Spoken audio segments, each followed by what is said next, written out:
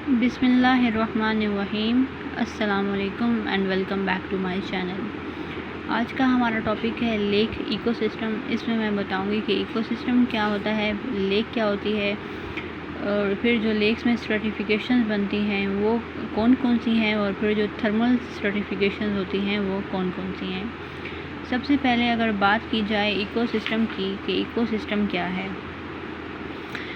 Ecosystem, अब अगर हम देखें कि कोई भी जियोग्राफिक एरिया है, ठीक, कोई भी एरिया है, उसमें जानवर भी होंगे, उसमें प्लांट्स भी होंगे, उसमें दूसरे ऑर्गेनिजम्स भी होंगे, ठीक। अब ये सारे जो थे ये हमारे पास बायोटिक फैक्टर्स यानी कि लिविंग फैक्टर्स हैं। फिर अगर कोई भी इन्वायरमेंट है तो उसमें एबायोटिक फैक्टर्स भी होते हैं, ठीक। जैसा कि हमारे पास टेम्परेचर है, पीएच है, न्यूट्रिएंट्स हैं, गैसेस है, वाटर है, ह्यूमिडिटी है, ये सारे एबायोटिक फैक्टर्स हैं। तो अब जो ये बायोटिक फैक्टर्स हैं इनका जो इंटरेक्शन होता है एबायोटिक फैक्टर्स के साथ, ये मिल के बनाता है हमारे पास एक इकोसिस्टम। सही, यानी कि जब ये सारी जो जितने भी एलिमेंट्स हैं, फैक्टर हैं, ये सारे मिल के काम करेंगे, इसको हम बोलेंगे इकोसिस्टम। लेक क्या होता है, लेक क्या होती है। अब इसमें होता ये है कि वाटर की जनरली हमारे पास दो टाइप्स होती हैं, ठीक। एक होता है स्टैंडिंग वाटर और एक होता है रनिंग वाटर। रनिंग वाटर आम लफ्ज़ों में हम बोलें तो जिसको हम बहता हुआ पानी कहते हैं, ठीक। और स्टैंडिंग वाटर वो होता है जो एक ही जगह पे खड़ा रहेगा। लेक जो है ये एग्जांपल है हमारे पास स्टैंडिंग वाटर की। ये नॉर्मली एक कुछ एरिया होगा जो पानी से भरा हुआ होगा, इसके इर्द गिर्द ज़मीन होगी, ठीक। और ये जो ये लार्जर होता है और डीपर होता है एज़ कम्पेयर टू पोन्ड्स, ठीक। अब लेक की कोई साइंटिफिक डेफिनेशन नहीं है कि हम उसको साइंटिफिक वर्ड में बोलें या एक प्रॉपर डेफिनेशन बोलें, ठीक। इसको on the basis of land और इसको on the basis of density ही हम इसको डिफ़ाइन करते हैं। लेक्स में एक फिनोमेना होता है जिसको हम स्ट्रेटिफिकेशन कहते होते हैं, ठीक। आम लफ्ज़ों में बोलें तो जो पानी की इसमें लेयर्स बनती हैं, ठीक। अब लेयर्स क्यों बनती हैं, ये इस वजह से बनती हैं जो पानी की डेंसिटी होती है ना, उसमें जब डिफरेंस आता है तो इसकी ये जो स्ट्रेटिफिकेशंस होंगी या लेयर्स होंगी वो बनेंगे। जो पानी की डेंसिटी होती है वो डिपेंड कर रही होती है टेम्परेचर पे, ठीक। जो पानी सबसे ज़्यादा डेंस होगा या उसकी जो डेंसिटी सबसे ज़्यादा होगी वो 4 डिग्री सेंटीग्रेड या 39.2 डिग्री फ़ारेनहाइट पे वो सबसे ज़्यादा डेंस होगा। अगर इससे कम या इससे ज़्यादा टेम्परेचर हो रहा है तो उसकी जो डेंसिटी है वो भी कम हो जाएगी। अगर किसी भी एरिया में लेक प्रेजेंट है, आम लफ्ज़ों में जिसको हम नदी कहते हैं, अगर वो मौजूद है तो उसका जो लोगों पे अफेक्ट होगा वो बहुत ज़्यादा होता है, ठीक।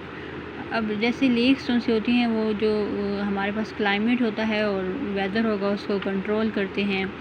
फिर ये है कि कुछ एरियाज़ में ये सोर्स ऑफ वाटर होगा फॉर ड्रिंकिंग, ठीक है, लोग उसको पानी पीने के लिए इस्तेमाल करते होते हैं।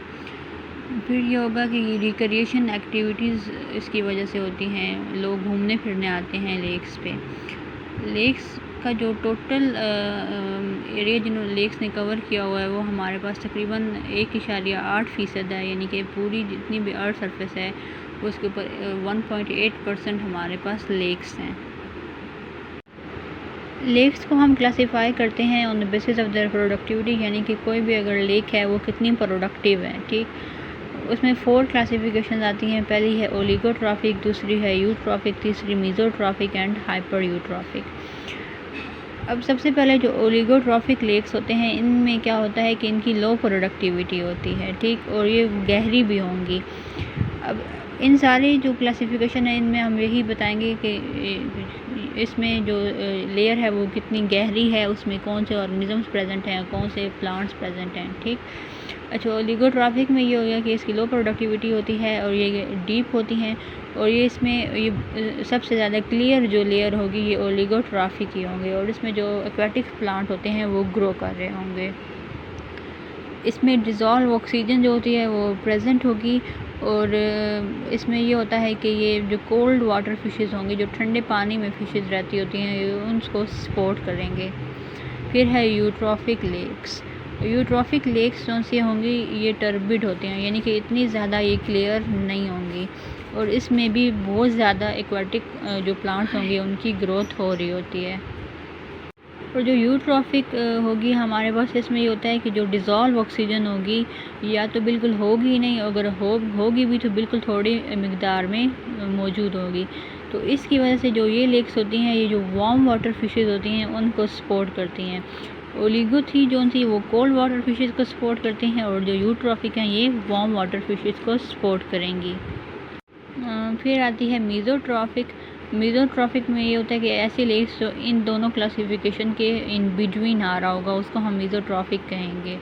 ठीक, यानी कि कुछ जो सी होंगी वो कोल्ड वाटर फिशेस को सपोर्ट कर रहे होंगे और उनमें जो होगा डिज़ोल्व ऑक्सीजन प्रेजेंट होगी और कुछ में नहीं होगी।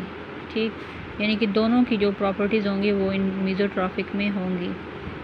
And fourth classification is hyper eutrophic. Hyper eutrophic में क्या होगा कि बहुत ज़्यादा प्रोडक्टिविटी होती है इनमें, और इसमें एल्जाई प्रेजेंट होंगी और वीड्स की ग्रोथ इसमें हो रही होती है।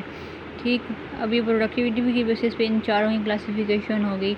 नेक्स्ट जो है वो on the basis of temperature जो सर्टिफिकेशन होंगी वो हैं, यानी कि उनको हम थर्मल सर्टिफिकेशंस भी कहते हैं। अगर हम बात करें थर्मल स्ट्रेटिफिकेशंस की, तो इसमें ये होता है कि जो पानी होगा उसमें उसकी वर्टिकल जोन्स बन जाती हैं on the basis of temperature and density.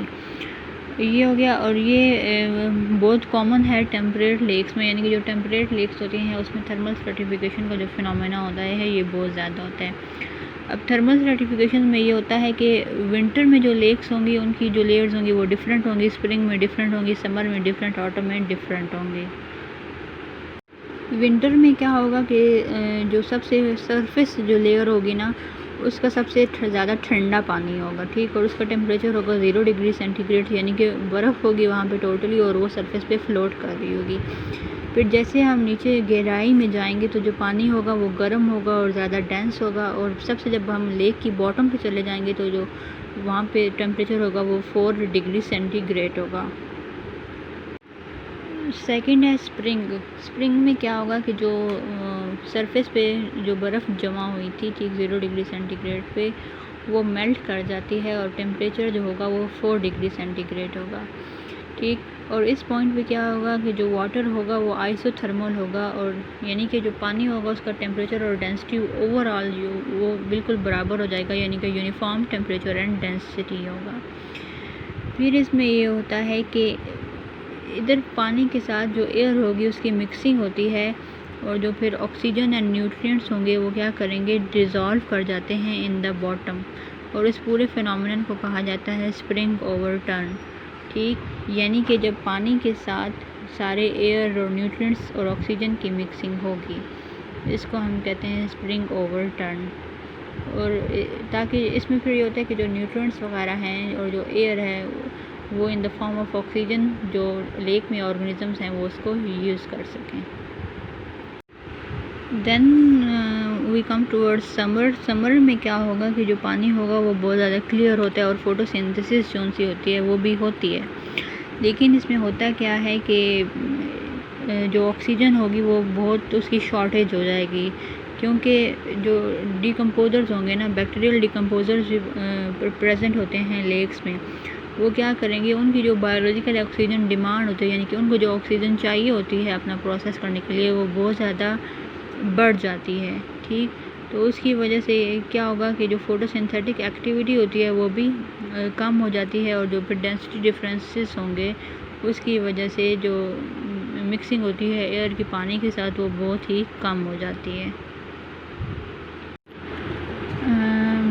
अभी एक और इसमें पॉइंट है कि हमारे पास लेक्स में और लेयर्स भी होती हैं। ठीक, अब उसमें नॉर्मली जो लेयर्स होती हैं ना on the basis of temperature और ना on the basis of productivity, 3 layers उसमें होती हैं, एपिलिमिनियन, मेटालिमिनियन एंड हाइपोलिमिनियन।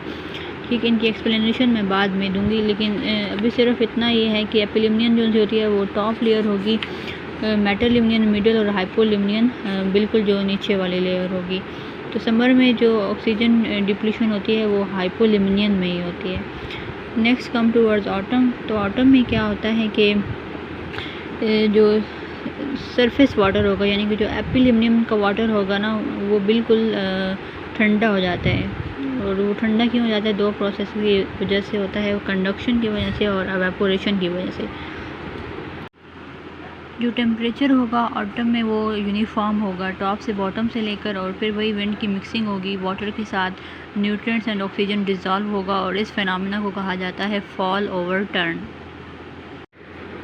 अब नॉर्मली हम बात करते हैं कि लेक्स की कितनी लेयर्स होती हैं। ठीक, पहले तो हमने बात की प्रोडक्टिविटी की बेसिस पे लेक्स को कितनी सर्टिफिकेशन में डिवाइड किया गया, फिर टेम्परेचर की। अब इसमें ये होता है कि नॉर्मली लेक के कितने हिस्से होते हैं, ठीक, या कितनी लेयर्स होती हैं। जो सबसे पहली लेयर है वो है एपिलिमिनियन।